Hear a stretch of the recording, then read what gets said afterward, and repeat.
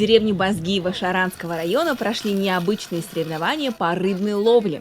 В них принимали участие взрослые, а для ребят организовали обширную развлекательную программу. Мероприятие назвали «День здоровья», устроили лыжный забег, соревнования по скандинавской ходьбе и, самое прикольное, залили настоящий каток.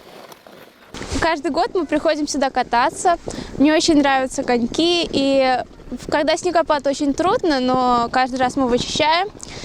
И большое счастье для нас, что у нас есть такой каток. В этом уголке Шаранского района, деревни Базгиево, жители ведут весьма активный образ жизни. Почти в каждом дворе есть лыжи. Пока рыбаки ловили рыбу, кстати, в тот день их улов составил порядка 150 окуней.